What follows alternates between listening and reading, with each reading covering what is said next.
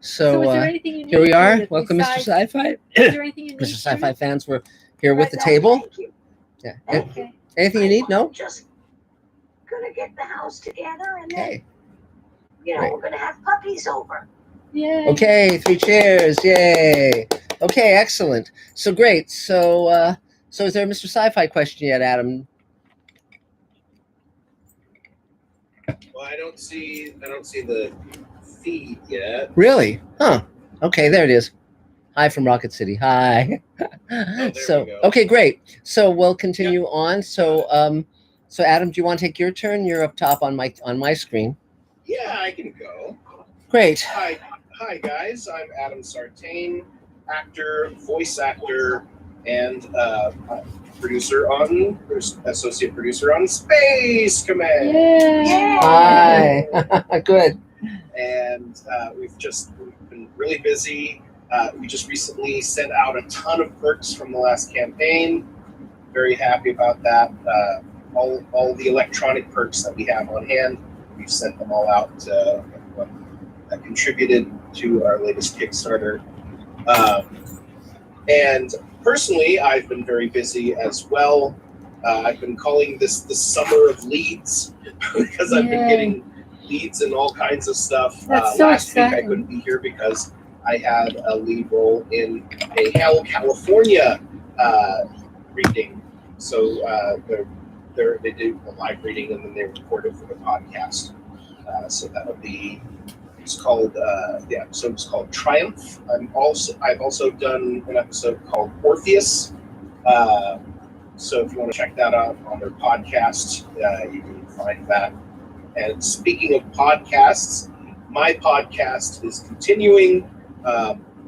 I've made a little list of potential podcast guests. I've been scouring IMDb and trying to find contacts that way, and then of course people I know as well. But I'd like to mix that in and see if I can get anyone. I just called Andrew Adamson, who is the director of Shrek, where I called the agency, asked for the agent that was listed on IMDb, found out that was not his agent anymore, but then they forwarded me to the new agent, and I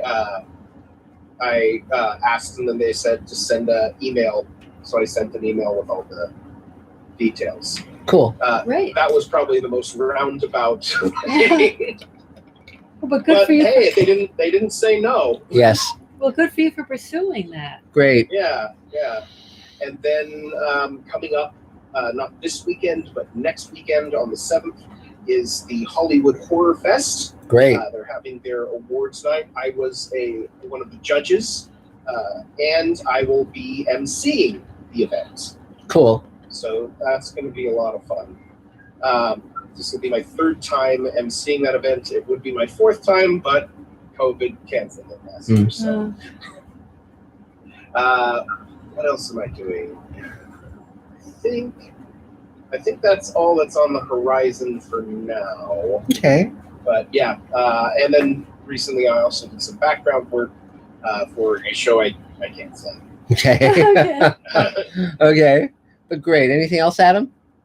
No, that's it for me. Okay. 3 cheers. Are there any Mr. Sci-Fi questions yet? Let's see. Well, yes, we have a Mark Lungo question. Hi, Mark. Ooh. Mark's thinking into the future here. His question is, will Space Command ever have a sequel series a la Next Generation? Yes. Yes. I mean, the fun part about creating science fiction universes is there's a lot of different directions you can go within any given universe. So yeah, That's a big universe. Yeah. So that's something we've talked about. There's a lot of possibilities. So absolutely, you bet. So let's see. Next on my screen is Dustin. So if you want to take your turn, Justin, introduce yourself and say who you are, what you're up to, and what you need.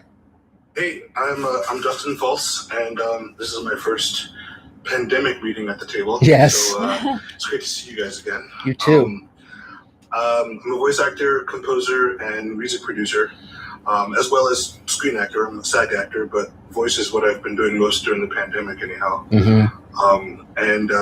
Between projects, just finished scoring some music for my friend's film. And really, I came in to see what everyone else needed and see if my skill set matches anyone's needs.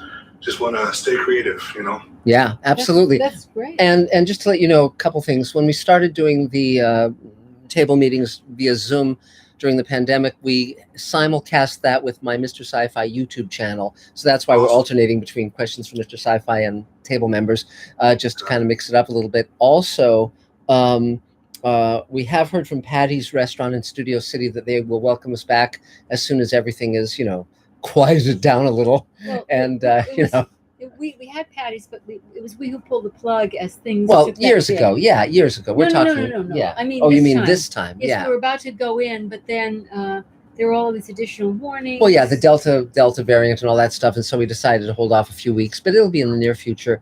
We'll want people to come only if they've had the vaccine, just to try and keep people as safe as we can.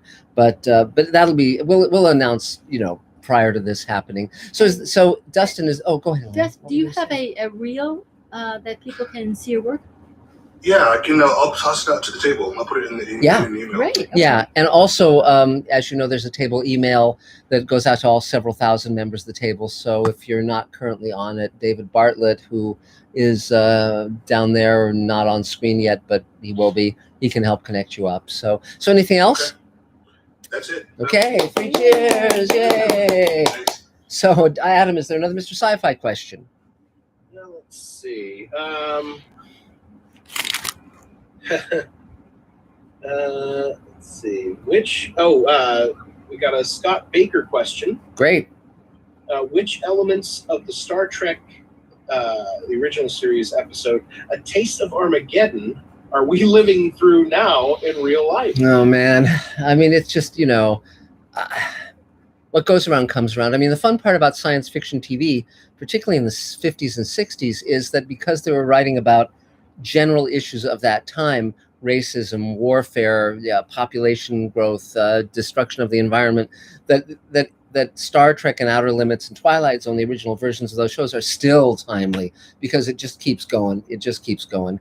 And so, yeah, I mean, it's see, the thing is, the reason those shows were great wasn't just they had great people running them, which they did, but also they went to the science fiction writers of that time. So they had Richard Matheson and Charles Beaumont and Ted Sturgeon and so on and so forth, Harlan Ellison. So they had the great science fiction writers who were writing the novels and short stories, and these were incredibly original thinkers.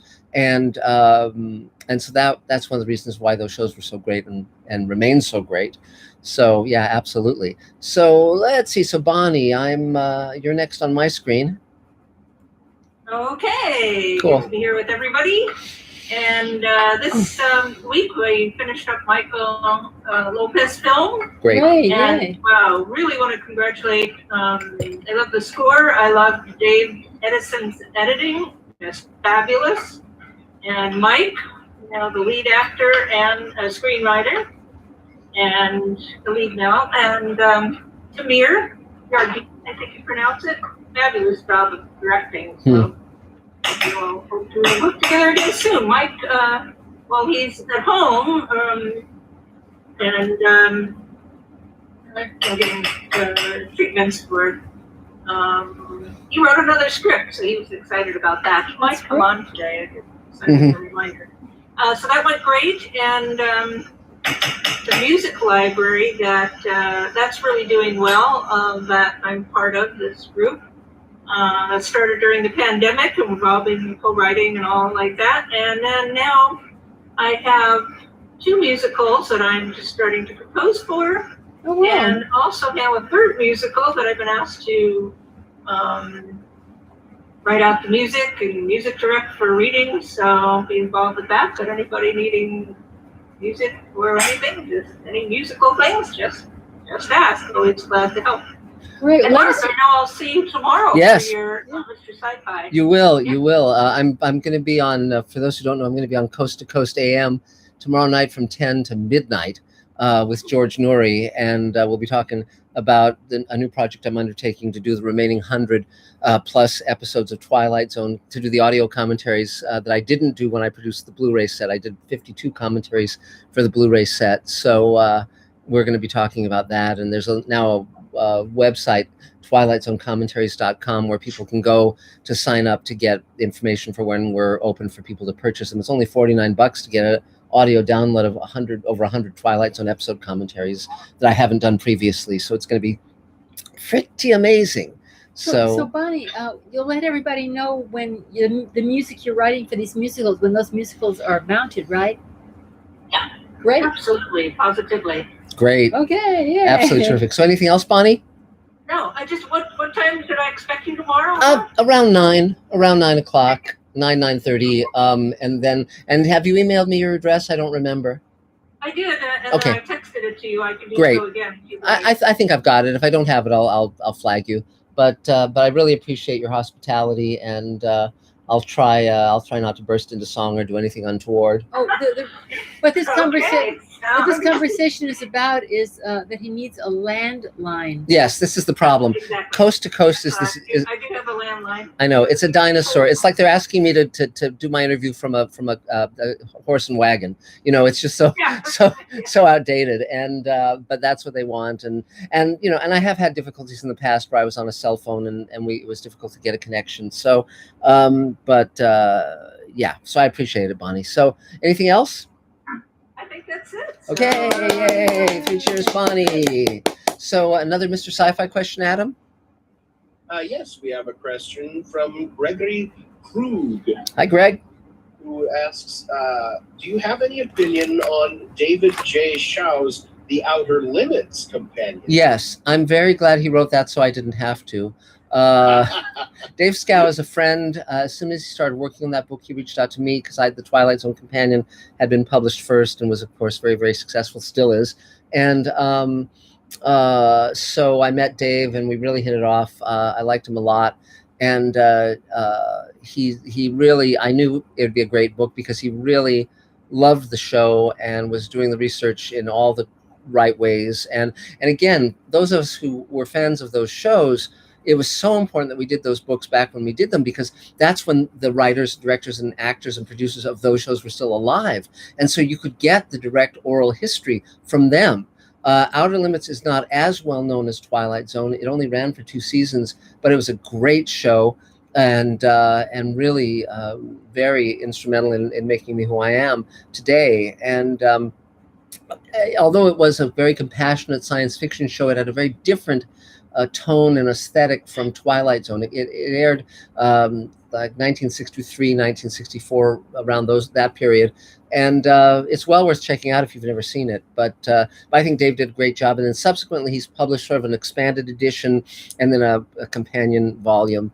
And they're all very worthwhile projects. So he's and he's a writer, a writer in his, you know, he's written horror movies. He's a feature writer, and he's written for a number of things over the years, as well as being a very well-known horror writer. So we run into each other every now and then, and he's a really good guy. So cool. So let's see who's next on my screen. I guess Phil, you're next on my screen. If you want to unmute. Sure. Thanks for having me. Sure. Yeah, I write stuff. I've written 18 published plays that have had Wow. 450 productions in Wow. 7 countries. Great. 12 of my plays are published by Samuel French. I've written 7 musicals, full book musicals. Wow. My music play, Birthday Club, I did 25 Zoom readings of it with theaters around the US and Canada. The world premiere was last March. Wow. And 4 productions since, and it opens in LA in September. Cool. I also have a bunch of screenplays. I have this musical franchise I wrote with Don't Hug Me in this series that I turned into an animated series. Wow. I'm trying to find a buyer for the animated series. Yes. I have an action adventure based on a popular novel that I optioned, screenplay. It was my play, A Nice Family Gathering. I wrote into a screenplay that was optioned by Burt Reynolds, the actor, and then Yeah. he died. Well, yeah, that sort of impedes his ability to move forward with it. Yeah. So I'm but he the director re-optioned it. The director that was attached to it. Anyway, my play Mom's Gift I wrote into a screenplay. I have a horror movie based on Agatha Christie's, and then there were none. So I have a lot of screenplays that I'm trying to find buyers for. I have an animated feature film that I wrote. Sure. I'm looking for anyone that can connect me with the right people: agent, manager, producer, director.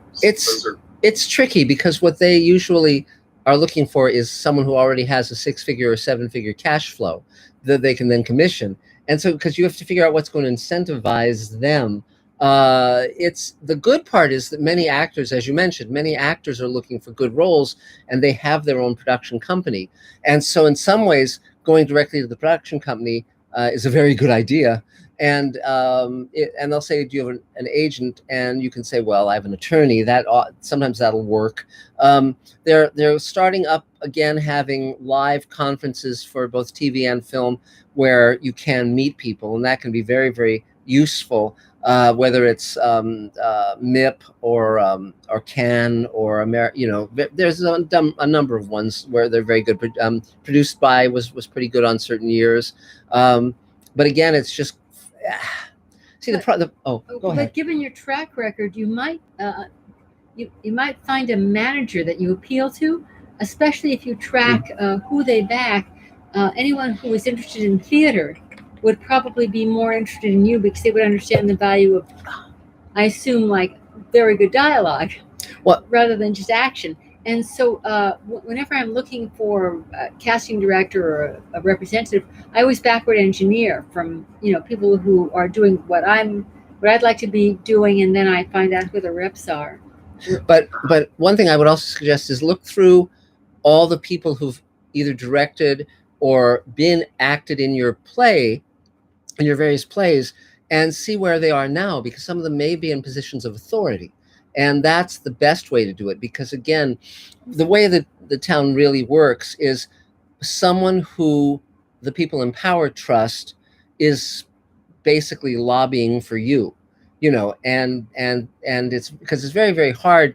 There's an impossible amount of people writing screenplays, trying to sell shows, and they can't pay attention to everyone. And so the way they usually decide what they should pay attention to is who has delivered for them in the past. Those are the people they listen to. And so you have to find the way to kind of get in that slipstream. Otherwise, you can waste your time enormously getting nowhere with a number of people who make promises but actually can't deliver. And so that's where you want to be very, very strategic, because I know so many people who think they're getting somewhere when they're actually getting nowhere. So I would.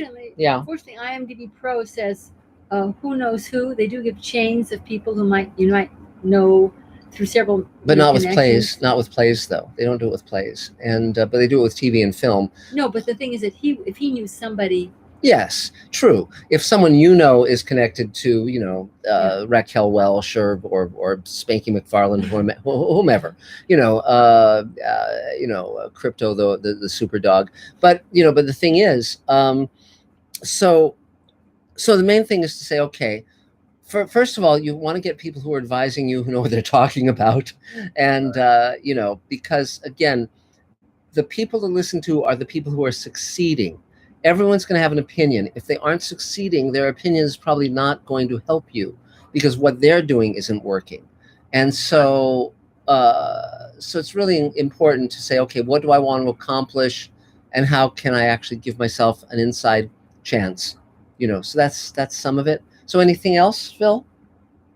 No, that's it. Just finding networking. Yeah. The right people. Yeah, but I would, a way you can also help yourself is make a list of 50 to 100 people who are doing the work you most admire in film and television.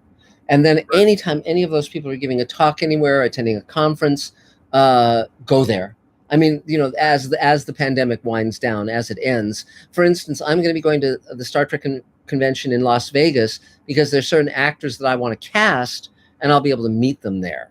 And my experience is that when you meet people face to face, it really changes the equation. So so I would recommend that. So cool. So anything else? Thanks. No, that's it. Thanks. Okay. Yay. 3 cheers. So another Mr. Sci-Fi question, Adam. Let's see. Yes, we have a Scott Baker question, and Great, cool. Scott Baker's Yay. with us here. Yes, it's the other Scott Baker, not the one that's usually here with the table. So Right. mhm. So the question is, actually, Scott, do you want to ask your question? The which elements of the? Oh wait, no, it was any books or stories. Yeah. Oh, okay. Do you want to ask? Go for it, Scott. Yeah, Scott? you can. Okay. Hi. Hi. I don't know whether this is double dipping or not. I'm Well- usually in the chat. Yeah. So are there some authors who are best known for anything but sci-fi, who have nonetheless written good sci-fi stories? That Yes. many haven't? Yes. And there are, Scott. I mean, many actually. For instance, certainly George Orwell with 1984. Certainly Aldous Huxley with Brave New World. Michael Chabon, who's a very good writer, not specifically viewed as a science fiction writer, wrote the Yiddish Policeman's Union, which is terrific, a terrific alternate history story.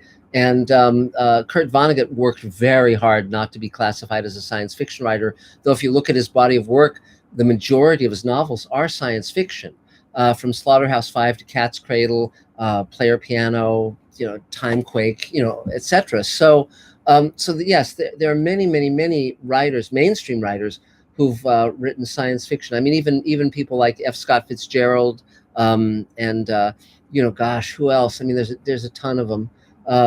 But definitely one can search the roles and find many. I mean, for instance, a book I'm reading now is by Catherine Burdekin, who wrote under the pseudonym Marie Constantine, and she wrote Swastika Night, which is an alternative history where the Nazis won World War II, and it was written before World War II, so it's an amazing novel. And she was not primarily a science fiction writer, nor viewed as one. So there's a lot of great stuff to be read. What you don't want are mainstream writers who kind of are slumming when they're writing science fiction, because then they're just kind of writing crap and think and don't have respect for their audience. But the good writers don't tend to do that. I mean, even someone like what was his name? He was a mystery writer. A lot of mystery writers also write science fiction. Frederick Brown, of course, did that. And what's his name? John D. MacDonald wrote science fiction, as well as the Travis McGee books and other mystery novels. So he was quite a talent. And then, of course, there's someone like John Wyndham, who wrote mysteries and science fiction under a different name, sort of to middling success, then changed his name after World War II and became hugely successful as a science fiction writer. So yeah, often when they're starting out, writers will try a number of different genres to see where they gain success, and then they'll kind of focus in on what works for them. Harlan Ellison could be considered one of those. He was sort of writing gang, juvenile delinquent kind of novels when he was young, and then of course became a major fantasy and science fiction writer. So there you go. So that's some of the answers, Scott. So great. So let's see. So next on my screen is the wonderful Dave Edison. Dave, if you want to take your turn. Need to unmute. Oh yes, of course. Oh, there we go. Yeah. Okay. Hi, everyone. Yeah, we got this surge again. So, I hope you're all well. And frankly, I hope I am too. Yes. So this is going to sound redundant, but we're just neck deep in visual effect shots. And I've been working on a different workflow to send stuff out at a faster pace to the VFX team, who is just digging their heels in and moving forward on shots to get episode 2 out to the clamoring public. And I got some VFX shots in today that I'll be putting in during the meeting. So if you folks on Zoom see me looking up here, I'm working. I'm not just admiring the artwork on the wall, of which there is none. I thought you were just determined to. I thought you were just determined to cross the line. That's a possibility as well. Yeah. So anyway, just keeping busy. I should mention something that I haven't. Thank you, Bonnie. It was great working with your music. on Mike Lopez's short film, which was submitted to a film festival this week. A very appropriate film festival, so hopefully they will appreciate it. But also a couple of weeks back, I handed off a hard drive with the deliverables for a feature film that some friends did during the pandemic, during the lockdown, and I did some editing on it. So that should they got a production, not a production, they got a distribution deal on it. Cool. The first people they contacted, and not a bad company. So anyway, so it's called Fear Frequency, and it should be coming to a streaming service or some such near you soon. Cool. And also, if you're looking, and a lot of the platforms have this, if you're looking for a few laughs, my friend of many years, some of you know that I just lost my signal. There we are. No, you're fine. In a previous life or so, I was a stand-up comedian, and my friend from, I've known, it's got to be 40 years now that I've known Rick Overton. But a couple of years back, I was asked to do some work on his stand-up special that was shot before the pandemic, and I did the add-on commentary at the end and did the opening montage. But it's out on streaming services now, and it's Rick Overton's set list. And the interesting thing about it is it's all improvised. There's improvised comedy where we have a group of people, or even just a couple of people doing improv. But this is a situation where where a couple of words, a few words appear on the screen, and he's got a riff on it. And Rick is pretty fast and one of the funniest guys around. So if you want to stream some funny stuff, it's Rick Overton's set list. It's a pay-per-view. I'm not sure how much. It's not too terribly expensive. So I guess that's about it. We're just moving forward, and I got to get back to work. Okay. So thanks. Bye. Thanks, Dave. So is there another Mr. Sci-Fi question, Adam? Yes, our next Mr. Sci-Fi question. Let's see here. Oh, yes. Is from the Leviathan. Interesting name. Who asks, apparently Sliders was actually rebooted now. Really? Are you involved in the project? No, I'm not. And I'll have to go online and find out more about the reboot. People have been talking about it for years. But of course, it's owned by Universal, and so that NBC Universal, so they have the rights to it. I don't know if Jerry O'Connell will be part of it. He should be, of course. But I'll check it out. I'll find out about that. That's interesting. So cool. So now, Scott Baker, I don't know if you'd like to introduce yourself and say what you're up to, and if there's anything you need, but please do. Sure. Thanks, Mark, and thanks all table members. Great to see you guys not in person, but on the Zoom. Hi, everybody. I'm Scott Baker. I'm a teacher. I'm a political activist. I'm a humanitarian. I believe in the quality of all human beings and strive to make that manifest. Cool. It still hasn't yet. I've dabbled over the years in various forms of entertainment, including my frequent trips to the office, being sent out of class for reciting Steve Martin routines. I know Dave knows that I know Steve Martin routines. Dave Bartlett. And Rick Overton, let me give a shout out. Rick Overton, one of the greatest comedians. Oh my God, I love Rick Overton. Okay, so what I am presently working on that's apropos to this discussion is editing out, as was indicated needs to be done, editing out Mark Zicree's uhs and ahas. And I don't know if you realize this, Mark, in many of, in the Anne Francis recording, you said yes quite a bit. I edited those out. I don't know if you got the edited version of the Anne Francis interview.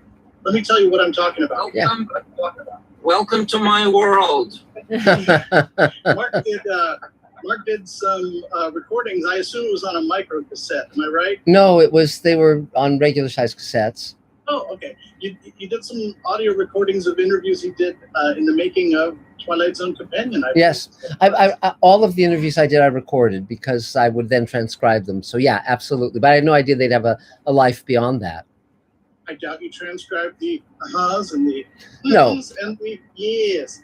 But it was fun. And the way I see it, Mark, I want to tell you this just personally. I see you as a really genuine person. I think that when you said it wasn't like a lot of people mean it. Like, okay, get to the point. Okay, Yes. right. No, you were digging for good stuff. Yes. And when you said you were indicating, yes, I know what you're saying. Yes, I agree with you, and that kind of thing.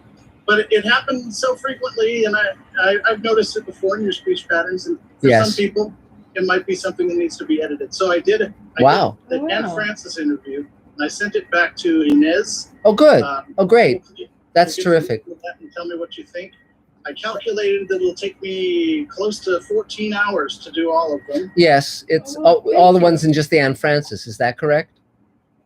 Right, I did yes. Yes. Aside from the Anne Francis, it's going to take me about 14 hours to finish them all. Yeah. But I want to tell you just what a motivator it is to be working on this, because first of all, to get to listen to those interviews is fantastic. I know. How old were you when you did those interviews? About 22.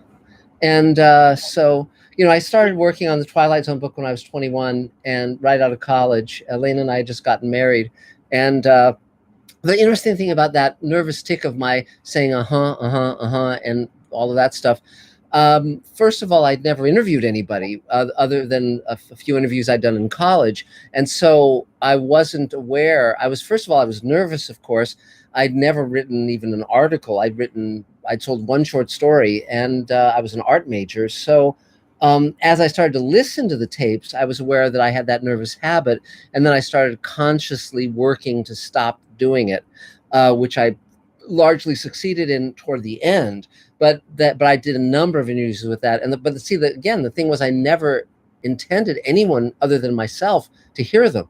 And so, so it's funny because when those were excerpted on the Twilight Zone DVDs and Blu-rays, people would contact me and say, "Oh my God, you're impossible. I hate your verbal tics."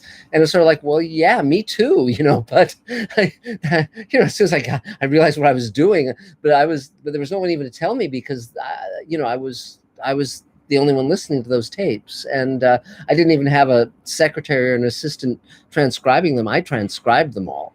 And, which was a very time-consuming process and very tedious. But the manuscript of the book, when I finished it, was over 1,000 pages. And that was all hand-typed. So, yeah, but I love those interviews. I remember them very vividly. And Anne Francis was wonderful to meet and talk to. And and even then, even when I interviewed her, she was just stunningly beautiful. I mean, and I'd grown up watching Honey West and things like that, and so it was such a wonderful treat to meet her and many of the other people I got to interview. It was really terrific. So she didn't do that nude photo shoot. So no, but that was really neat doing that. I really enjoyed it, and I look forward to doing the rest of them. Yeah. Well, let's see. I don't know if you're supposed to ask me if there's anything I need. Is there anything you need? Okay, I don't want to take over the responsibilities as host. All I really need to know is this: was your voice perceptually higher then than it is now? I think so. Yes. And now Dave Edison. Recently, I found a reel-to-reel audio tape of me talking about myself and my life and my aspirations from 1973. This is even before I started working on the Twilight Zone book, and Dave has copied it, and hopefully soon I'll get to hear it. I thought it was at the wrong speed. No, I recognize your voice. Yeah. Well, no, we started to talk. I noticed that on some of those. I noticed that on some of those recordings as well, Scott. But the reel-to-reel tape that I got a bump on one of the belts on this reel-to-reel deck, so I got to take some time to. What is that? to open it and try to replace that idler or that belt. But what I've heard, his voice is remarkably the same as it is now. Really hasn't changed, nor his ego. Oh, wait, was that you that introduced The The UFO network? Probably. Yeah. Go ahead, Dave. I'm sorry. I was just saying, I just a little preview. Mark, at what 18 or something years old, Yeah. talking about the 70-foot tall statue that will be built to you someday. Well, we haven't gotten to that one yet, Dave, but it's definitely in the plans. So we shall see what happens. We'll work on it right after Yes. episode. Yes, exactly. So, and Scott, where are you located? I'm in Santa Maria, 20 miles south of Space Force Base, Vandenberg Space Force Base. Wow. Yes, we're very fond of Vandenberg. We've been there many a time. So great. So anything else, Scott? I think I did want to ask, Adam, was that you doing the intro to those tapes? No. Nope. No. No. I thought that might have been Adam. And- doing the intro. And how many? I don't think I knew him I don't think I existed back then. And how many of the interviews do you have, Scott? How many do you have on hand? I think it's 7. 7, because there are a lot more. There are a lot more. There's about 100 hours of those interviews, and so UFO apparently made copies of them. UFO, they were going to sell them, and I was going to get a royalty. That really didn't come to fruition. But the main reason I let them do that was because I wanted digital copies, because I knew that those tapes were extremely fragile and getting old. Because I did those interviews 40 years ago. So it was. Do you still need the digitizing done? Probably, yes. Probably. So it's something we should talk about, sometime soon. Okay. Cool. Great. Well, Yay. yay. 3 cheers, Scott Baker. Excellent. So I think we've sort of been doing the Mr. Sci-Fi questions. So why don't we go directly to Thane Allison? How about it, Thane? Good evening, Thane Allison, SAG-AFTRA director. Last night I got a link to a short film that I wrote, directed, and co-starred in. First cut from the editor, and he's asking for suggestions to finish it up. And of course, I have some ideas about how I would have done it. We'll see what he finally does. I have learned in a couple of hard lessons that once the editor gets the film, it becomes her film, and the rest of us sit back and watch. So we'll see what comes of it. And I will say, for the amount of time and the production problems we encountered, like we ran out of daylight, and pretty much filmed it with 2 sets of car headlights pointing at the filming area, and it worked better than I might have thought. Other than that, continue on my journey with my one-man show, Raising Kids and Ain't Easy. I think I've come to terms with the way to bring it to an end, and that's been bugging me, and with some feedback from a couple of people, that's coming along, and starting to look around for an acting class to be active in. Again, still a little uncertain about being out in human land, but see what develops over the coming month or 6 weeks. Mm-hmm. Well, do put that out to keep it on, staying creative. do put that out to the table for acting classes, because a lot of our actors at the table they've sort of gone through the bad experiences with the bad teachers, and they would have sort of pre-taste. You might put out there exactly what you're looking for, and have some of your fellow actors tell you their experiences. Yeah, the last class I was in, I got from the table mailing list. Unfortunately, the instructor there passed away last year. We had shut down the class because of COVID and so on, but due to some other health issues, he passed away. It was sad. I really enjoyed those classes. Yeah, there's good resources out there for a lot of things. Huh. Mm-hmm. Put my contact in the chat here in case you want to chase down some of my nefarious activities. Okay, well, great. Well, Yay. thank you, Thane. 3 cheers. Yay. So then Mr. Sci-Fi question, Adam. Let's see. We've got. Yes, our next question is from Arkansas, Big Dog Hensley. Hi. Which again is like the best wrestling name anyone could ever. It is. So his question is, when do you know how long to concentrate time on a scene?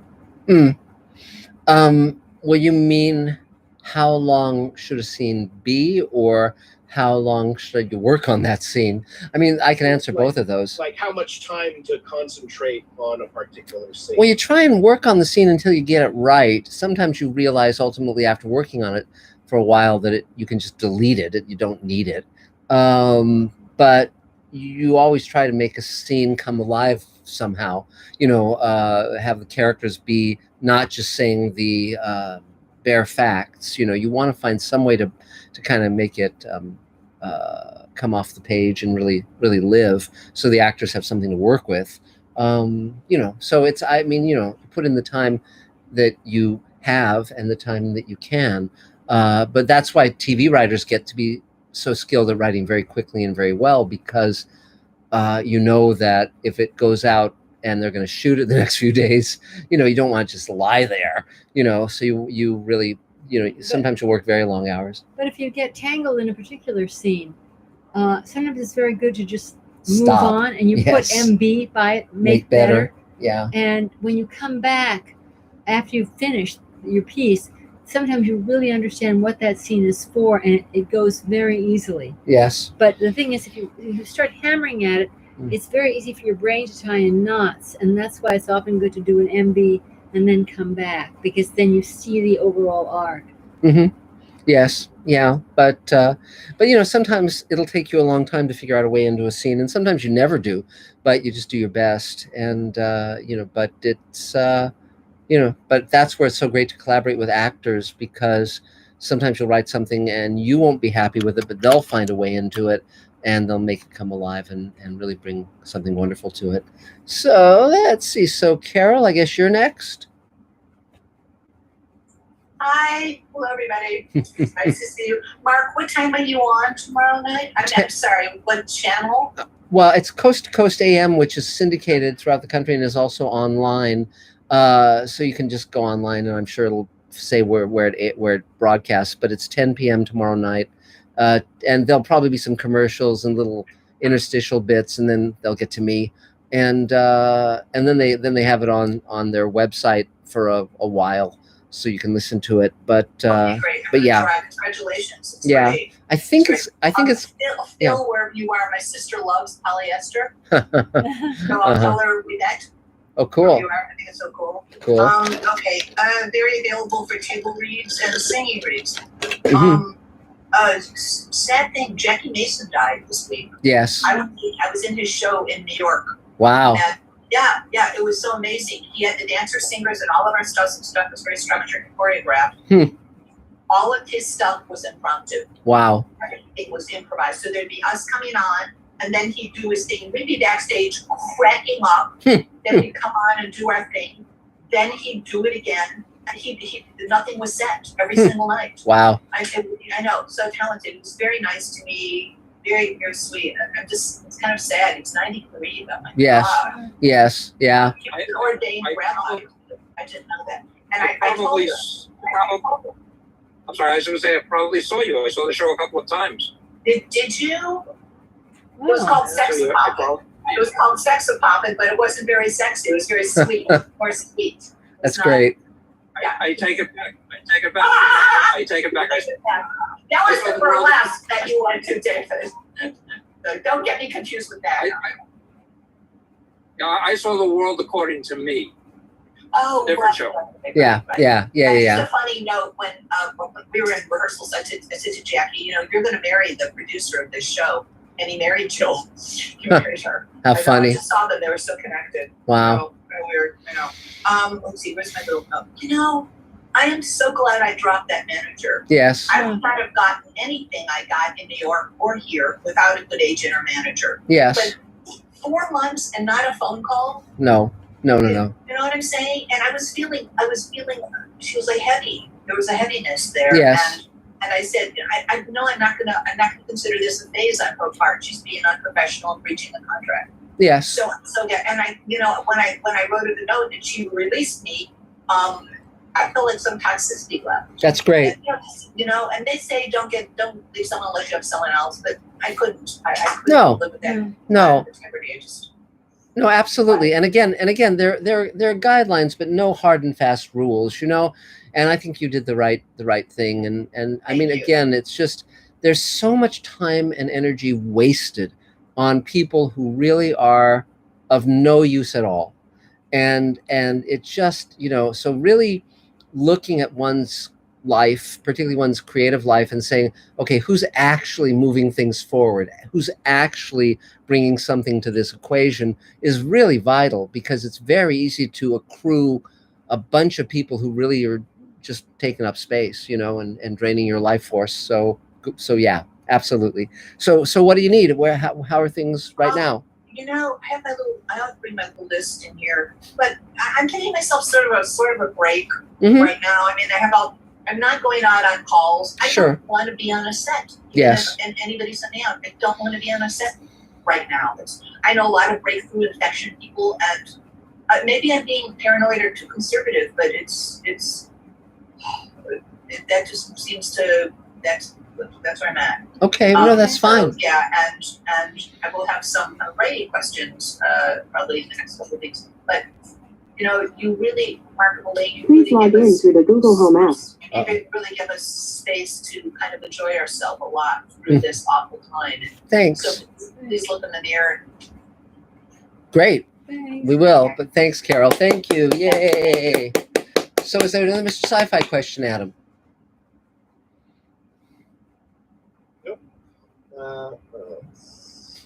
Yes, we have our next question is from Kevin Scott 76. Great. Hi, Kevin.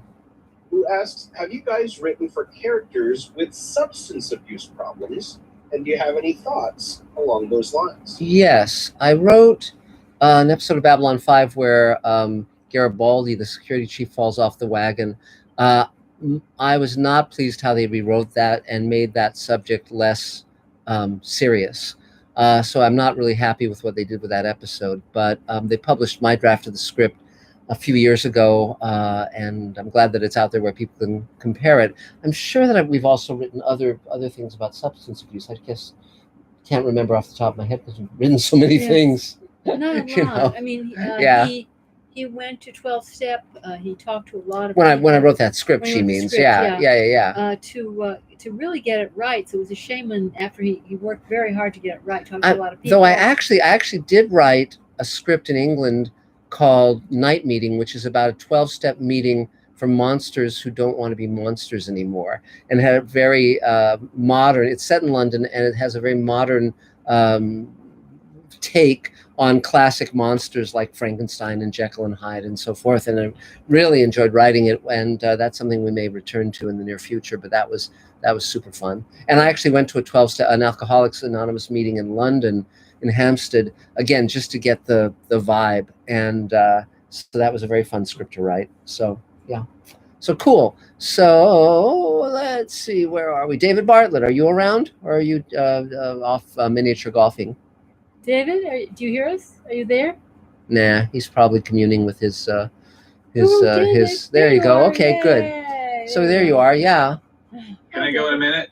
Sure. Sure. Yeah, we can do Mark Gushowitz. Go for it, Mark. I don't know if I can do as well as David Bartlett. How you guys doing? Good. So my wife and I thank you once again for last Saturday. Oh, sure. Really appreciate it. It was fun. It was fun. You're great company, guys. Yeah. So, okay, so a lot of news. Last night, me and my co-producer sat down with the short film and pretty much locked it. I got one shot. I got to recolor correct. Something's just going weird with it. Mm-hmm. But it's pretty much done, so we can Yay. start sending it out. I got 2 festival deadlines on Sunday that I really want to meet because I do not want to wait a year to submit to Screenfest. Mm-hmm. So we can pretty much reduce actually that one shot, consider it completed. Yay. Everybody's been hearing me talk about this thing for way too long.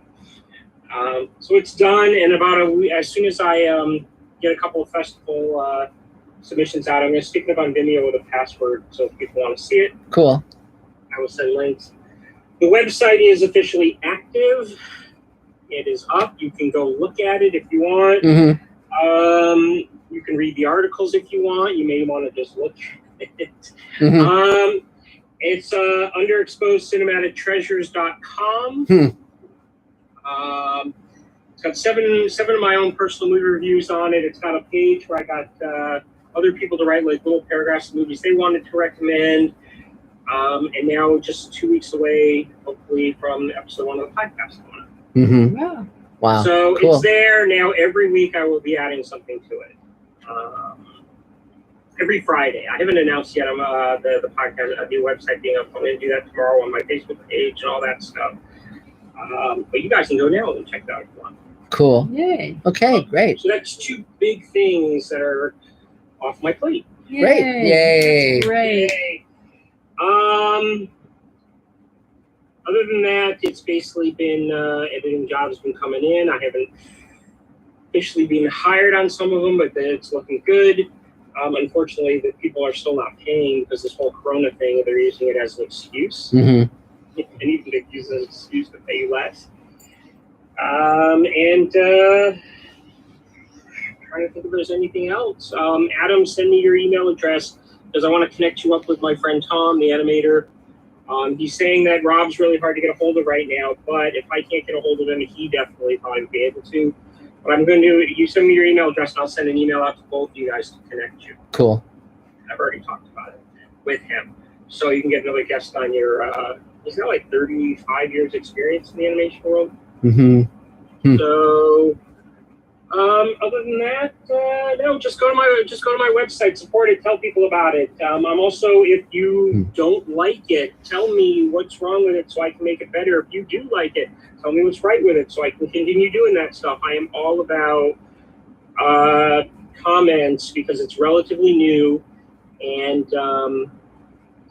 so it can only get better from here. Mm-hmm. You know?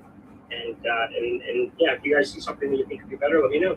Okay. Yeah, but if you really like it, let me know too, because I'm hoping that's the case.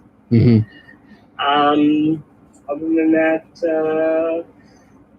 yeah, that's it. Okay. A lot of stuff I've been talking about for the last year is just done. Cool. Yeah. That's exciting. Yeah. Well, 3 Now chairs. I gotta figure something else out to do. Yeah. Well, do your feature. Now's the time to do a feature. That's the plan. We're pulling out Yep. the werewolf script again. The Great. one that I threw down because of all the bad luck I had with it. But everybody really thinks it's a really good script, so we're pulling it out to do a rewrite on it. So Great. who knows? Maybe somebody will see the zombie film and say, "Hey, what are you guys working on?" And I Yeah. can throw it out. That's cool. Well, good luck. So, well, great. Well, anything else you need? Right now I need sleep because I'm just staying up really late so that I could say today that my website was up. Yes. Well, that's great. May I cut in briefly? to Sure. say something to Mark? Sure. Mark, the web address underexposed.com seems to be available right now, and it seems to me like that would possibly be a easier alternative than Underexposed Cinematic Treasures. Yeah, except for it's not incredibly searchable when people go looking for my stuff. Yeah. Yeah. They want the word cinema.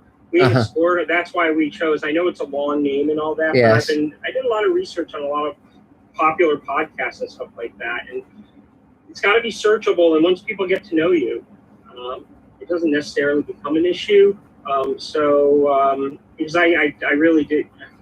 You Mhm. should have been here all the weeks I was asking people for names. Okay, great. But thank you. Not cinema treasures. That's to be cinematic. Yeah, it's well, I think Cinema Treasures might have been taken. I don't remember why we didn't do that, but Yes. Underexposed Cinematic Treasures. Why, you looking it up? Everybody No, I was should just saying, cinema. looking it up right now. Mm-hmm. Underexposed Oh, cinema. I'm just an editor, right? You know, cinematic as opposed to cinema as opposed to cinematic. It's just in my book. Yeah. Well, okay, great. Anything else, Mark? Nope, that's it. Yay! 3 cheers. So, so Adam, is Adam still Yeah. here? Yeah, he's over there. Oh, yes, there you are. So another Mr. Sci-Fi question? Yes, and Mark, I sent you my email in the chat. Okay, so give me a couple of days and I'll take care and I'll get on that. Great. Greatly appreciative. Mhm. And so our next question is a Scott Baker question. Great. I actually love double dipping. It's fun. Mhm. So Mhm. the question is, aside from the very first aired episode of The Twilight Zone, Where Is Everybody?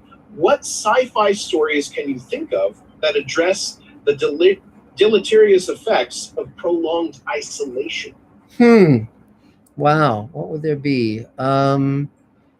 Well, there's that Melanie Laurent movie that we saw on Netflix, was it? It just came out. I can't remember the title of it, but David likes it. And it's about a woman who's in sort of an isolation pod and is trying desperately to get out. Gosh, I don't know beyond that. Nothing's coming readily to mind, because the problem, of course, is that when you have a character who's on their own, it's really hard to write it, because Rod was not happy with the solution he arrived at, which was Earl Holliman endlessly talking to himself, because it seemed very artificial to him. It's always a problem. So that's why you don't have a lot of stories of characters who are isolated. I mean, Robinson Crusoe is, of course, one of the great stories of isolation, as is The Martian, Robinson Crusoe on Mars, those kind of stories. They deal with the whole notion of isolation. So those are several that come to mind. There's the idea of Robinson Crusoe on Mars has been actually done a number of times, including this book, which is called Man Friday, and it's about the first man on Mars who's isolated there. And No Man Friday, it was released here in America as First on Mars, and it's a British book and from the 50s. So okay, cool. So let's see. So David Bartlett, are you ready to do your thing? Yeah, your verbal stylings. I guess not. Okay, should we head So on yeah, down to- so I guess Galinda, you can take your turn. That'd be great. Hey, my name is Galinda. I am a customer support for a video game company, Cool. and a jackass of all trades. At least I try anything I can try to get my fingers into. Great. I'm cover sitting. Caboose is having a separation anxiety because mommy's out of the house, and he's about to come unglued, so I've got to keep him comforted. Mhm. It's been work's been really, really busy. A lot of crazy stuff. We're getting ready to go into our launch season, so and I'm trying to get stuff set up for the story that I want to podcast on YouTube. Great. And I've got about 3 people on board to collaborate with me. Oh, For cool. different apps. It's getting very exciting. I have a question Sure. from old science fiction television. This right here, my favorite special effect monster. Huh. It's from Wolf 359, The Outer Limits. Yes. And I can only guess. It looks like a mask that's got like latex draped on it, and there's at least 4 hands underneath there. Yeah. Stretching it out. It's a very cool effect. Oh, yes. And I want to make that one of my aliens. That's cool. If I can recreate that, I want him to be, because I don't want everybody to look like a human with a nose ridge. I No. don't want everybody to, that kind of. So I'm definitely with you on that. That I think that aliens would look a little different from us. More Yes, like, very. Really. Yeah. And as practical effect, and it's actually, as a kid, this one scared me to death. Yeah. Well, Outer Limits, they referred to their monsters and aliens as the bears, and every episode was supposed to have its bear. Obviously, if you look in Dave Scow's books, I'm sure he talks about how that was done. And if it doesn't go into enough specifics, you could certainly email him, and I'm sure he'd be happy to go into a lot of detail. I mean, the creature work on Outer Limits was terrific, and from the Sixth Finger, the David McCallum episode, where he plays an evolved man, and the Galaxy being where they actually put someone in this kind of wetsuit kind of thing and then squirt oil on it, and then aired it as a negative image, and that was really interesting. And I mean, just a lot of inventiveness, a great deal of inventiveness. Absolutely, it was brilliant. I love the practical effects are fun. You know, Yes. and if you can do the work, the model work to create, you know, the little tiny spaceships and stuff, that's great because you'll get amazing effects that way. But for something like this, it's going to be a puppet. Yes. You know, so Fun. most of my aliens will probably be puppets. So you know, but yeah, I think it would be I think it'd be great to create for Halloween. I'd frighten all the children in the neighborhood to death if I did it on Halloween. Cool. That sounds great. But yeah, I mean, just I don't really have anything new. I am wanting to ask somebody with a lot of space knowledge some questions about spaceship construction, oxygen production. Yes. Because I don't want to make stuff up. Yes. I mean, I can make stuff up, but as far as that goes, I want the science to be accurate. Well, we have the science now. I don't have to make this up. Yeah, sometimes you can just call them. You know, if you call SpaceX or JPL or NASA, they'll have sort of like a person who can answer those questions. I mean, it's fascinating when you get into it, and it's also fascinating the way that SpaceX is doing things very differently from the way NASA does them. And I got a tour of SpaceX twice, and I found it just great. And you know, but yes, absolutely, you can absolutely get answers to all that stuff. There's a ton of people out there who are just, you know, totally thrilled and happy to tell you that stuff. So but it's surprising. I read you need 700 plants to produce enough oxygen for one person. Huh, wow. But they didn't specify what plants. So, yes. Yeah, exactly. So, but yeah, so you can definitely follow up and check on that. Anything else you need? No, that was all. Just glad to see everybody. Great. And thank you, because Boo Boo's been listening to the voices, and that's helped calm him down. Good. So, good. Cheers. Yay. Help the puppy feel better too. Thanks. Yeah. So, Adam, is there another Mr. Sci-Fi question? Yes. And yeah, that would be good to know whether they're posies or redwood trees. Yes, big difference. So our next question is from Mark Lungo. Hi, Mark. Who asks, why do you think your Babylon 5 script was rewritten? You know, Joe Straczynski and I have had a very up and down relationship over the years. He used to be a very, very close friend. Without going into too much detail, there were two things. One was he wouldn't provide any information about where the season was going. I have the series Bible from the first season of Babylon 5, and it says, like, at the end of the season, one of the characters will undergo a transformation. Well, which character, what transformation? He wouldn't tell us. And so beyond that, I hadn't written a lot of live action to that point. I'd written, you know, Captain Power, but, you know, I developed that for television, but I didn't have the experience that I would have a few years later. So my draft, it didn't have enough of a big climax. I didn't structure it correctly. But more than that, you know, Joe didn't really know how to rewrite other writers. And you know, and there are various incentives. I won't go into too many details, but it was just a bad match. And I don't hate the episode that has my name on it, but I don't like it much either. And rewritten by somebody who really was not aware of the syndrome. Well, yeah, they didn't have great insight into the issue, and that was problematical. But you know, anyway, but that's water under the bridge, and I'm glad that I got to have a credit on Babylon 5 and got to meet Mira Furlan and cast her in Space Command and all of that stuff, and take Andreas Katselas to lunch. He was an amazing guy and a wonderful actor. So there you have it. So let's see. So David Bartlett, are you there yet, or are you? No, I guess he's. Oh, wait, something's happening. There he is. Do you want to take your turn, David? Why couldn't you just wait? Okay, hi. Well, we can't. We can wait, but there's only one more person. Michelle is. We could do. We could do Yeah, Michelle and then come back to you. I can go now. Okay, go now. Okay. Thanks. So, David Bartlett, as you've heard, I am a filmmaker, a teacher, and a human rights activist, and a producer of Space Command. Yay. And tremendous was heard by all. So, I have made films since I was 10. Mm-hmm. I made films and theater in high school. I moved to LA in 1980 after managing movie theaters and running projection booths and repairing projectors and building a lot of sets in high school and one set in college while I was there for 3 months. And that was enough college for me. So I moved here and I started working almost right away on very big films as an intern. A couple of them. I worked with Robert Wise on a short film for the Motion Picture Home Hospital, which is the hospital in Canoga Park. A lot of people don't know, or Woodland Hills, they don't know that the film industry, motion picture insurance is the only group in the country that's funded by the industry itself for the insurance that it's supplying to.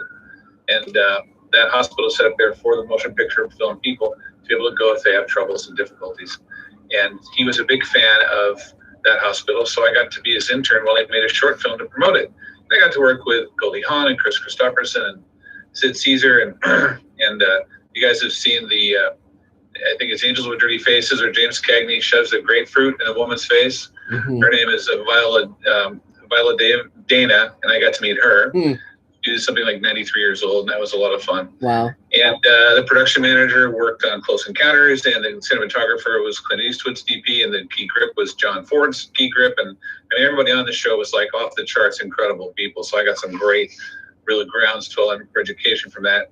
Then I worked in independent films with people like Roger Corman, New World Studios, with James Cameron was his production designer when I was there as a set carpenter, and Gail Ann Hurd was his brand new fiance, and they wanted to do the Terminator movies and all that, of course. And so I got started off really nicely.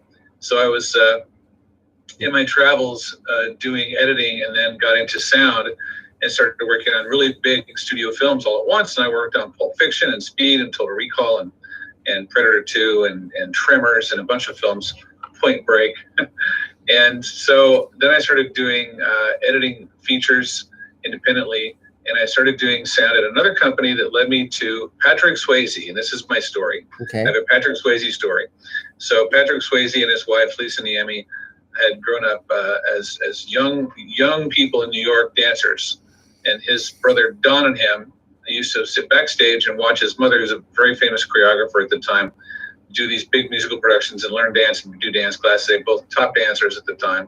And a third friend of theirs, they had done what's called a pas de trois, which is 3 dancers doing a dance amongst them. It's usually 2 men and 1 woman, and it had trouble deciding between the men, and that's typical of this kind of a dance. So they made a film about that, having then gone back 25 years later to revive this famous dance one more time. And I worked on that with them. So here's the story. I was kind of auditioning. When you do these things, you do an interview. And I was going to be the mixer. My friend John Dunn was going to be the sound supervisor, and he did all the talking. It was his company, and we sat in this outdoors in this parasol kind of shaded area with those stackable chairs, those lucite chairs that you have in your patio. We're all sitting there, and I wasn't saying anything. So finally, Patrick said to me, he said, "So what would you do? What would you do with the film? What's your take on the film? What do you think you would do with it as the sound mixer?" And I said, "What?" And before I could say a word, all 4 legs shattered from under me, and I fell down on my back like that. And I stood up without knowing what to do, and I did one of those gymnastics things where you face this way, you go like that, and you face this way, and you go like that. And he said later that was why they hired us, because if I could have a sense of humor under duress like that, I'd be good to work with. And I had a great time with both of them, especially Lisa. I was with Lisa a lot, because she was directing, and he was shooting another film, but he came back with hair extensions that were down past his shoulders on some great medieval epic. He came back after about 4 hours of lunch with these giant long hair extensions, which were awesome. And that's just one little story I had that was fun to remember. Mm-hmm. So Space Command is my career right now, that's for sure. I do a lot of designing and building of studio, and the studio is almost finished, ready to shoot into a much more expanded area. We had like this much area, and then we have this much area, and that much that I just described makes all the difference, because now we can look this way instead of being in this little narrow sort of, coffin kind of room. And I think it's going to make a huge difference. So we're going to be having people coming to help out, and this is where I'm going with this story. Not only to finish the studio with construction things, carpentry things, building set things, but also to be actors. These actors will be staging a number of scenes with Mark and Elaine and me, moving things around and making notes and stuff, designing the sets and the blocking of what's going to be done with the different sets so I can finish them off and we can start filming them. And those actors that would come and help out would play all the different parts and stand in different places, and they'd lay on a bed in the hospital, or they'd be a doctor or whatever it is. for 7 different framing story scenes that take place over the 2 different ends of the episode. I need some help with people doing that. Adam's offered to help do that, and if the day works out with him, that's great. 3 people total would probably be the best for that. So we could have 3 people in a given scene, or if one can't come or whatever. So if you're all interested in doing that, you can contact me. Now, if you want to work on Space Command and you want to be a volunteer, I'm the guy for that too. I can also help you if you want to get paid, because I actually have some paid positions. And the COVID having sprung up again and everyone out there working means that I have very little workforce. So if you're interested in that at all, definitely give me a call. I can help out with you, and I'm very good at helping people be in new fields, new careers, get IMDb credit. I've helped 12 or 13 people get O1 visas and 3 people get green cards. And Space Command has in the past helped with that as well at times under the right circumstances. And anyway, this is also what I can get back is I can help you with what you want to have from your career while you help us get Space Command going into the next level. Mm-hmm. So that's the Space Command part. Now, the table part. I'm also doing the table email. Table email is 2,000 people on an email system that's private to the members of this group only. We are opening up temporarily to the Mr. Sci-Fi team that's out there. So if you guys want to join that, you can. Write to me, give me an email that has your first and last name and add anything but Yahoo, can't be Yahoo. And that's fine. It can have numbers in it, but it has to have your full first and last name. If you can send me that, and I'll put my email on the list here shortly, I will get you set up to be on the table email. You can join in the fun there. It's a lot of networking with people, doing all sorts of different things. There's 2 table emails. One is for the work-related networking. You can offer people things that you can give to them. They can ask you if you want to help with their project. Once in a while, there's some pay involved, but it's not a promotional thing for pay, let's say, per se. So everyone kind of helps each other get out there. And I know lots of people that work with each other all the time. I've gotten probably an entire feature film worth of crew just from table people that have come to help that I have in my little Rolodex that I call every time I do something. And then the other one is the personal table, where you can go and you can say, I'm looking for a place to live, and I've got this bed to sell, and I've got to be out of town in 2 weeks, and whatever it is, you can go and to that email and you can promote those kinds of things too. So I'll put my email for the Mr. Sci-Fi people is davefilms, DAVEFILMS @hotmail.com. And I'll also put it in the chat here for the people that are on the what are we doing here again? The Zoom meeting. Mm-hmm. And then someday we're going to be back in Patty's. Maybe soon. We'll see. But that'll be fun. We haven't been to Patty's in years, which will also be fun. I like it there, actually. And so that's kind of it. Well, okay. 3 cheers. Yay. David Bartlett, ladies and gentlemen. So is there another Mr. Sci-Fi question, Adam? Yes, we have our next question. I'm actually going to, because we have 2 people, we have a second person that kind of lumped in, so I'm going to lump 2 people in. Sure. Scott Baker and Jack Perrone. Great. So the question is, any chance you'll integrate the latest theory on the universe, the fact that it's donut-shaped, or the magnetorotational hypernova recently found, any of those into Space Command? Well, it's really an interesting coincidence that they've come up with that theory that the universe is donut-shaped, because I was about to propose that it was in the shape of a beignet, so with the powdered sugar and everything. But here's the thing. I noticed the headline about that, and the other thing is as well. I try and keep track of astronomy and physics things, but the challenge is, you don't want to comment on stuff that's too of the moment, because most of these theories, most of these observations turn out to be not accurate. And so if you aren't careful, you'll have pseudo technology that is immediately wrong.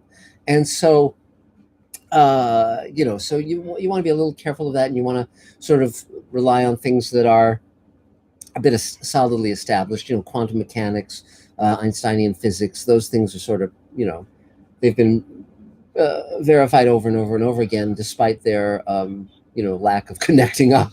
But I will check out all of these things, because, sometimes they can lead you in a very interesting direction. But I mean, for instance, like dark matter, those kind of things, think I believe in dark matter necessarily. They really haven't proved it yet. And I don't like string theory. I think that's just kind of, way, way overly ornate. But, well, but certainly time dilation, all that stuff is fascinating.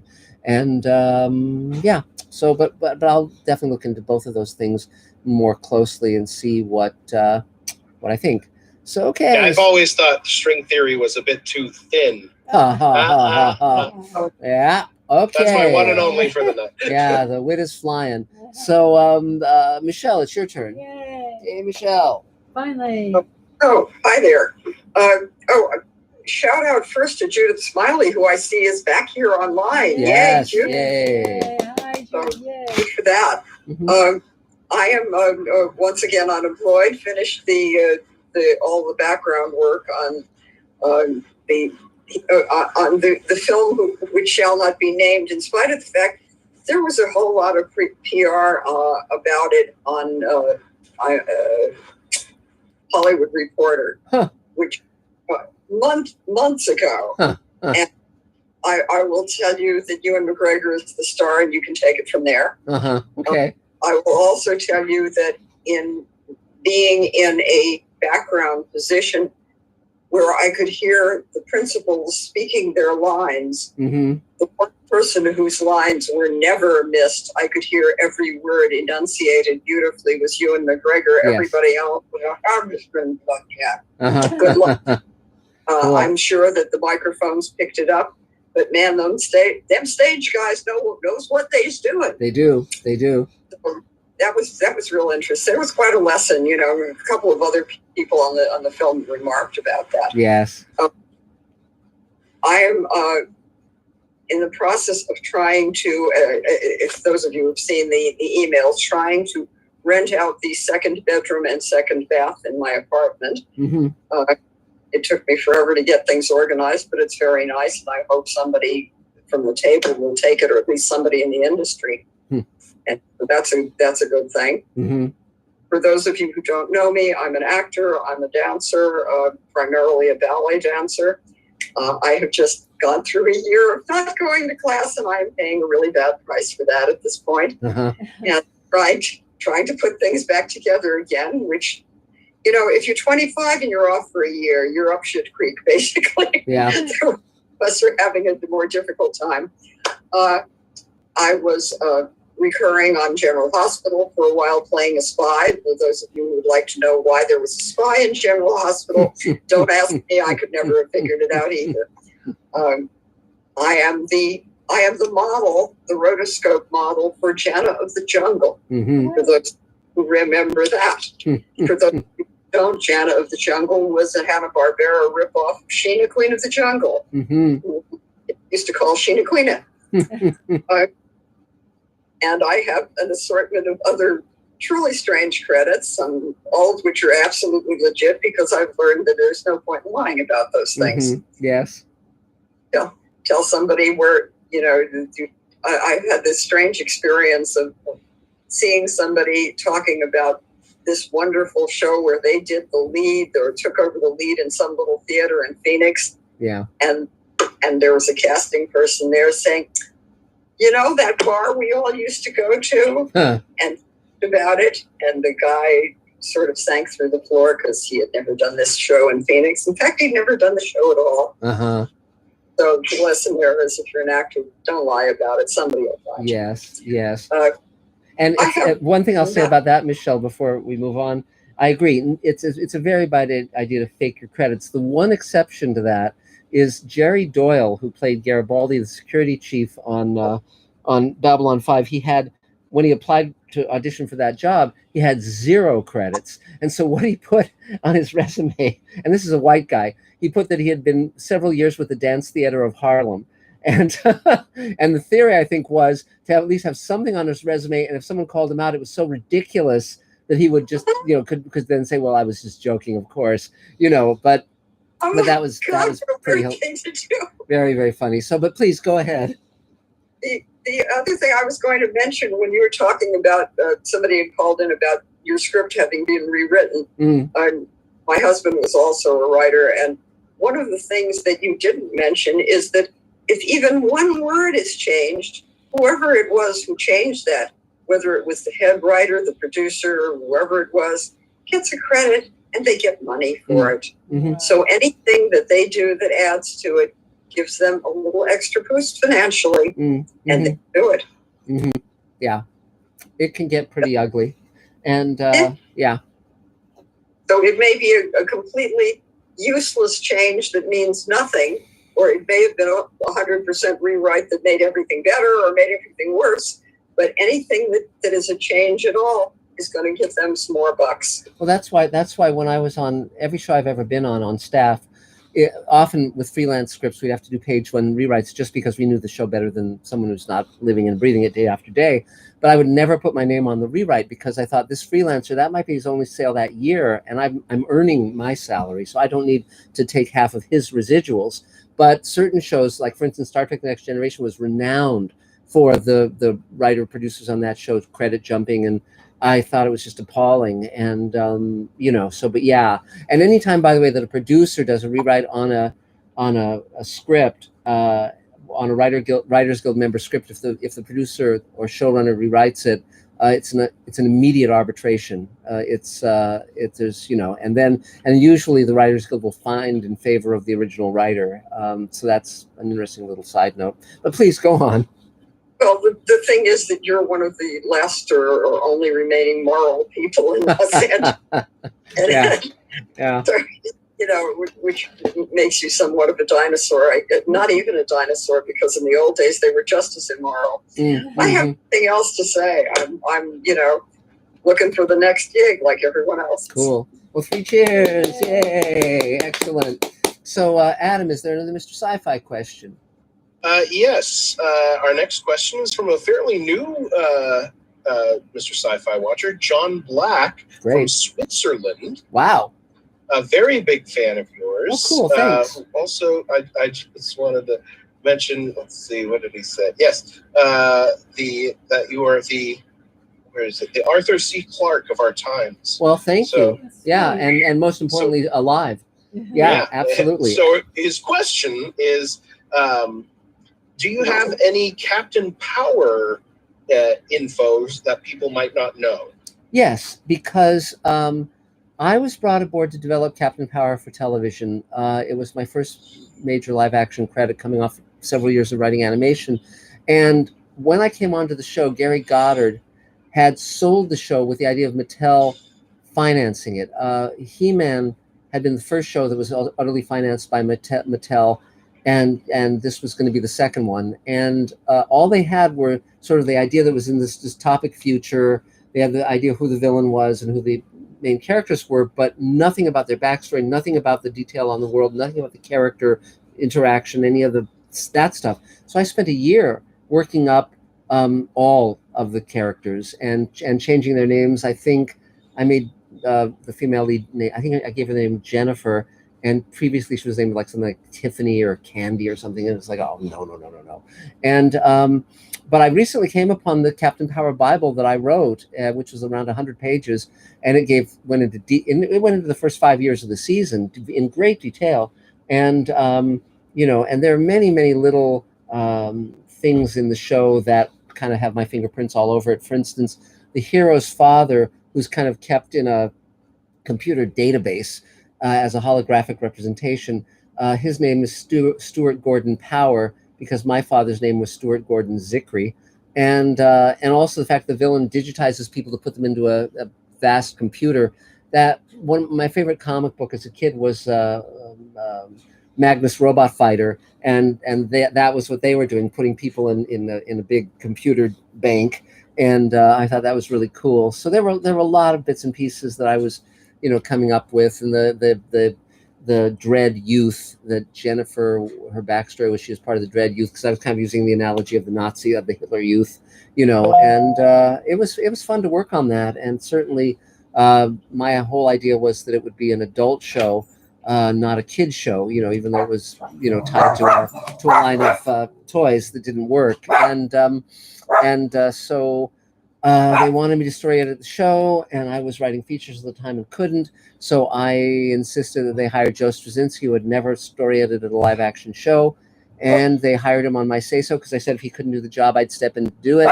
And that was John Copeland and Doug Netter, who were the producers, and they became the producers on Babylon 5, and that's what led to Babylon 5 getting sold and made. And so so that was a big part of science fiction and television history. But yeah, it was it was a very, very ambitious show. Ron Thornton was on it. He, of course, became the great genius who designed the visual effects on Babylon 5, which were revolutionary.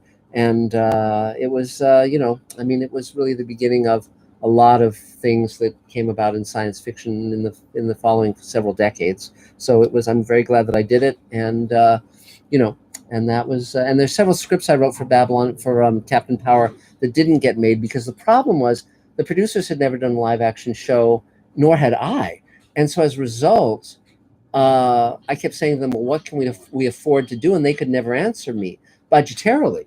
The first thing I said when I came aboard Sliders was, okay, how many speaking roles can we have per episode? How many stunts? How many visual effects shots? I need how many physical sets? Because I needed to know what we could afford to do and what we couldn't afford to do. And then, of course, on Sliders, I said, well, can we use all the props, costumes, sets, etc., from every Universal production ever made? And they said, well, no one's asked that question, but we'll find out.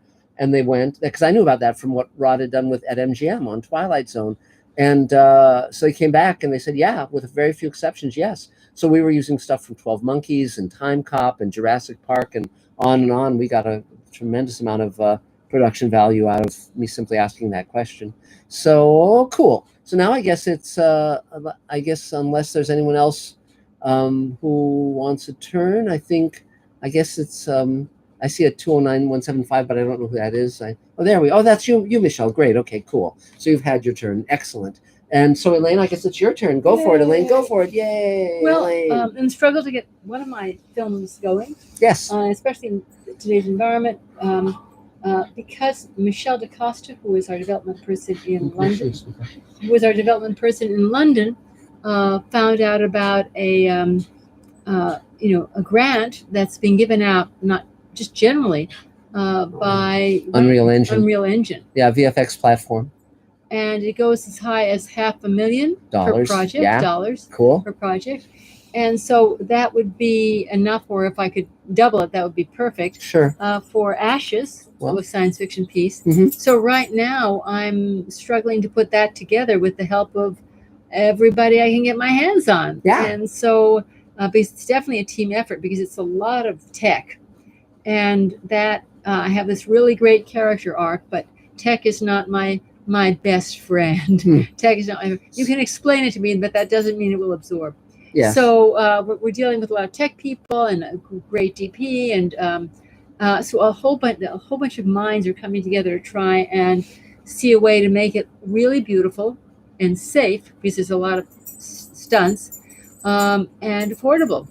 So that's the, thank God for teams. So that's where I am now, just counting on my film family. Well, essentially, we put together a video pitching Elaine's film Ashes, and they immediately responded within minutes, and they want to see how we would divide up the VFX money from the practical photography and how we would basically utilize that $500,000. So we're having a Zoom call tomorrow with a number of our people to just kind of start to really lock that down, so we can send them an answer that we can feel is backed up by fact. And so it's very cool. So anything else you need? Any other thing to mention? No, we're just now searching for a co-investor, $500,000 to be a part of the production. And because that would also help us lock the grant, but it would be like $1 million piece for an awful lot of action and cool special effects. But mostly it's about the devastation of Earth for a colony, for a, where they're for a terraforming colony. And it's really about what we're doing now to our planet. Yeah, but lots of fun stuff. And we've cast Damien Gerard in the lead. He has a big role in a new HBO series, as well as having been major voice talent in games like Call of Duty and so forth. And also I'm going to be reaching out to David Ajala, who's an actor in Star Trek Discovery, who I like a lot, and see if he would be interested in coming aboard. So we'll see what happens. So anything else? No, that's it. Yay, Elaine! 3 cheers, Elaine! So another Mr. Sci-Fi question. Adam? Yes. We have a question from Bob Rich, Hi, Bob. who asks, what are your favorite documentaries on the making of great movies, such as Hearts of Darkness, About Apocalypse Now, Right. etc.? There's some And which movies have great documentary style bonus content on the DVDs? Yeah, Blade Runner has a great series of documentaries, and there's also Mark Kermode in England did a documentary on Blade Runner called The Edge of Blade Runner that's very good, and that's available on YouTube. Beyond that, gosh, I mean, we really are in the golden age of making of documentaries because of DVDs and Blu-rays, and we just watched a very fun. There's a series on Netflix called the movies we grew up on or something like that, and we just watched their episode on how Die Hard came to get made, and that was very, very fun. So it's it's just again, it's not, well, the great one is Jodorowsky's Dune, which is a great documentary about a movie that didn't get made but was the most influential science fiction film ever, basically, other than Stanley Kubrick's 2001. And so that was really fascinating. And but there's a batch of them. I mean, I just usually what it is that when I see a film that I love, I then go in search of a film of anything on the making of it, and so that's the ones I like are where they have interviewed the people who actually were responsible for the film or the TV show. And so remember when I was dealing with people at the AFM, that behind the scenes stuff that really adds value.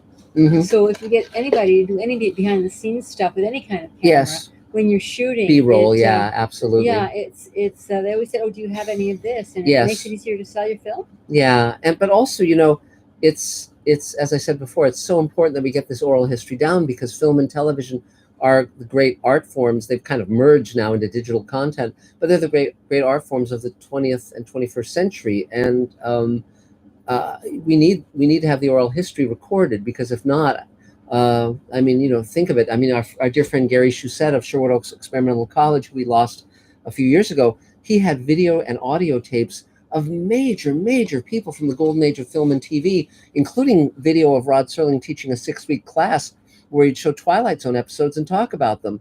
And if I hadn't gotten copies of those tapes, Gary is gone now, and God knows what would have happened to them, because he had a storage unit full of those recordings of those people and Scorsese and Billy Wilder and on. And I don't know if anyone's ever done anything else with them. I don't know what the state of them is now, but they should have been archived. They should have been digitized. But once those core interviews are lost, they're lost. I mean, they cannot be reclaimed or reconstructed. And so it's really important that we have people doing them. So great. So I see that David Goldenholtz has joined us. So David, do you want to take your turn? Oh, we can't hear you. You have to unmute. Yes. Hi. Yes. So, as you all know, I'm David. And I do voiceover. Wait, you can hear me, yeah? Yeah. We're good. Okay.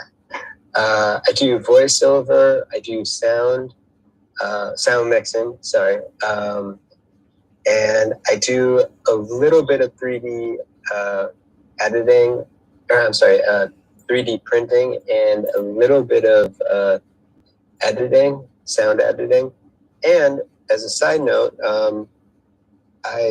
as a whole side thing, I just built a camera, Raspberry Pi camera. Cool. Which is this. Can you see it? Right neat. There. Wow. That's cool. But other than that, all is well on my end, and I do not do anything this week. Okay. Well, thanks okay. for joining us. Well, 3 cheers. Yay. Welcome. So is there another Mr. Sci-Fi question, Adam? Yes, there is a question from Rose Kirby. Great. Hi, Rose. She wants to know if you've seen a program called Toys That Made Us. No, but I think I'm in it, or things that I worked on are in it. It's And again, this stuff is so generational because the toys that I grew up on are not the toys that my younger brothers grew up on, and so forth. So for instance, when I was a kid, we didn't have skateboards, but my brother Jim, who's 5 years younger than me, did. So, it's things like that. We had cave walls that we could paint on and things like that. So, yeah, so it's, I've heard of it. I'll have to check it out. And I went to a He-Man and the Masters of the Universe convention a couple years ago, and that was an extremely odd experience because there were, I was surrounded by thousands of people who were hugely into He-Man, which I of course wrote for, and I was on a panel with Mark Evanier and some other folks, and it's fun to talk about that stuff, but it certainly is not where I live and breathe, So but again, we all have things that we're avid about and things that we're not as nutty about. So, but yeah, there's that stuff. So I guess it's my turn. I guess me, wonderful me. So a lot is going on. As Elaine said, we're working on all that stuff for Ashes. We're getting ready to shoot more of Space Command. So we're pulling together sets and costumes and all sorts of stuff. We have several items from Jonathan Frakes' version of Thunderbirds that we have purchased that are going to be coming our way probably by next week. A command console and a really cool looking throttle. We have stuff from Cloverfield Paradox and Aliens and on and on and on that we'll redress and use in Space Command. And beyond that, I'm working on the Showrunners Network. I'm talking with the Serling family and their representative about doing Rod Serling's After Twilight, and that's moving forward. The Fugitive Space is moving forward. We're doing the Showrunners Network with 6 series, and I've partnered with the creators of Farscape, Defiance, Alien Nation, Sequest, Cult, The Expanse, Children of Men, on and on, Pretty Little Liars, etc. And it's a big project, but we're moving along on it. And I'm interested in shooting Sweet Haven, the show that I'm doing with Rockne O'Bannon, in a very different way, and I have to start talking with our team about designing that method of shooting. And I want to shoot some sample scenes just to see if what I have in mind will work. And I think it will. But I need to kind of test it, take it out for a test spin. Beyond that, I'm waiting to get notes on the new book, if there are any, and get that out into the world, greenlighting yourself. And golly, there's the Twilight Zone commentaries. There's Coast to Coast, as I mentioned. I'll be on Friday night from 10 to midnight Pacific time. And anything else I forget? I'm going to go to the Star Trek convention in Vegas to meet with actors and talk to them. And that's sort of it. I mean, it just keeps going. I mean, it's, an exciting time, an exciting life, and I have no complaints. And that's really sort of what's going on with me at this point. So, it's busy. And so that's about it for us. If you don't subscribe to Mr. Sci-Fi, my YouTube channel, please do so. And there's going to be a lot of stuff happening in the next few weeks and months. It's going to be really, really, really busy. So, but we're moving along. It's very, very exciting. So anything else? I think we've come to the end of our evening. So stay well, stay safe, and we'll be here next Mark, Thursday. I'm sorry. I just wanted to tell you really Scott. quick. I want to get in touch with you. I think I have a tech solution for you for how to do this whole thing from the live in-person table. Oh, good. I want to make sure that I let you know that I think I have a solution. Oh, good. I'm going to email you with some of that information. Great. I look forward to that. Thanks so much. And so great. So we'll talk to you all very soon. And thanks for being here. And we all need each other to get through this. So thanks. Talk to you next time, guys. And I'll see you. Bye. Bye. Take care, guys. Take care. Bye, Mr. Sci-Fi fans.